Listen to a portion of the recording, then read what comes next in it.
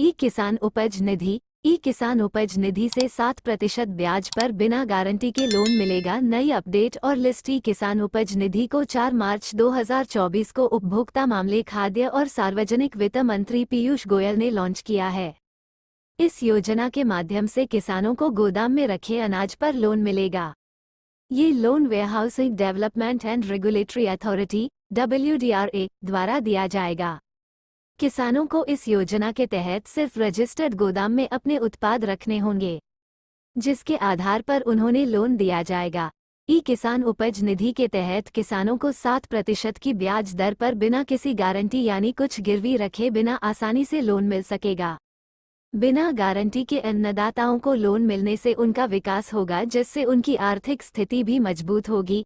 किसानों की आय बढ़ाने और कृषि को आकर्षक बनाने में मदद करना है, ताकि किसानों को पंजीकृत गोदाम में रखे उत्पादन पर आसानी से बैंकों से कर्ज की सुविधा मिल सके। इस योजना के माध्यम से किसानों को बिना कुछ गिरवी रखे 7% की ब्याज दर पर आसानी से लोन मिल सकेगा। कर्ज की रकम और ब्याज दर चुनने का विकल्प।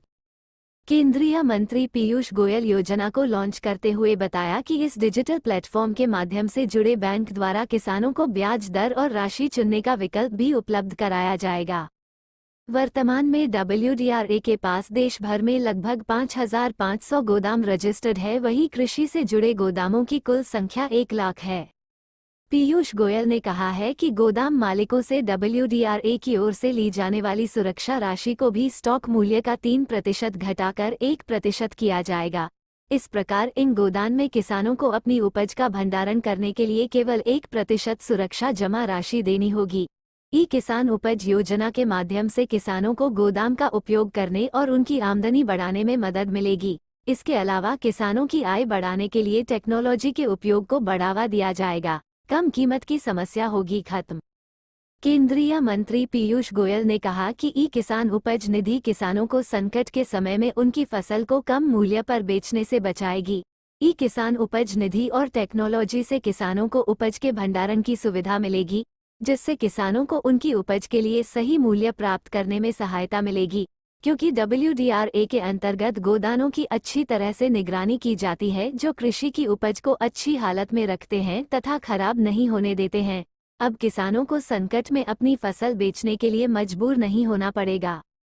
कई बार देखा जाता है कि अच्छी फसल होने के बाद भंडारण की सही सुविधा नहीं होने और पैसों की जरूरत की पूर्ति के लिए किसान अपनी पूरी फसल को सस्ती दरों में बेच देते हैं। लेकिन अब ऐसा नहीं होगा, क्योंकि किसानों को उपज रखने के लिए गोदाम मिलेगा। साथ ही पैसे की जरूरत पड़ने पर वो लोन भी ले सकते हैं। टेक्नोलॉजी के जरिए MSP दिलाने की पहल। ई उपज निधि और ई नेशनल एग्रीकल्चर मार्केट (ENAM) के साथ देश के अंदर आता एक इंटरकनेक्टेड मार्केट की तकनीक का उपयोग करने में सक्षम होंगे, जहां उन्हें न्यूनतम समर्थन मूल्य MSP पर या उससे ज्यादा दाम पर अपनी उपज को सरकार को बेचने का विकल्प मिलेगा। गोयल ने कहा कि पिछले 1 दशक में SP के माध्यम से सरकारी खरीद 2.5 गुना बढ़ी है। मंत्री ने विश्व की सबसे बड़ी सहकारी खाद्यान्न भंडारण योजना के बारे में बोलते हुए WDRA से सहकारी क्षेत्र के अंतर्गत आने वाले सभी गोदामों का फ्री रजिस्ट्रेशन करने के एक प्रस्ताव की योजना बनाने का आग्रह किया है। सहकारी क्षेत्र के गोदाम को सहायता देने की पहले से किसानों को WDRA गोदाम में अपनी उपज का भंडारण करने के लिए बढ़ावा मिलेगा, जिससे उन्हें फसल बेचने पर उचित मूल्य मिल सकेगा। पात्रता। इस योजना का लाभ प्राप्त करने के लिए देश के सभी किसान पात्र होंगे। पंजीकृत गोदाम में अपनी फसल को रखने पर ही इस योजना का लाभ मिलेगा। आवेदक किसान का बैंक खाता आधार कार्ड से लिंक होना चाहिए। ई किसान उपज निधि के लिए आवश्यक दस्तावेज आधार कार्ड, निवास प्रमाण पत्र, जाति प्रमाण पत्र, आय प्रमाण पत्र, बैंक खाता passbook, mobile number, passport size photo. आवेदन कैसे करें? अगर आप ई किसान उपज निधि योजना के तहत अपनी फसल को गोदाम में रखने प्राप्त करने हेतु आवेदन करना चाहते हैं, तो आप नीचे दी गई प्रक्रिया को अपनाकर आसानी से ई उपज निधि योजना के तहत ऑनलाइन आवेदन कर सकते हैं। सबसे पहले आपको ई किसान उपज निधि की आधिकारिक वेबसाइट पर जाना होगा। इसके बाद आपके सामने वेबसाइट का होम पेज खुल जाएगा। होम पेज पर आपको रजिस्टर के ऑप्शन पर क्लिक करना होगा। क्लिक करते ही आपके सामने नया पेज खुल जाएगा। अब आपको इस पेज पर पूछी गई आवश्यक जानकारी को ध्यानपूर्वक दर्ज करना होगा। इसके बाद आपको मांगे गए दस्तावेजों को अपलोड करना।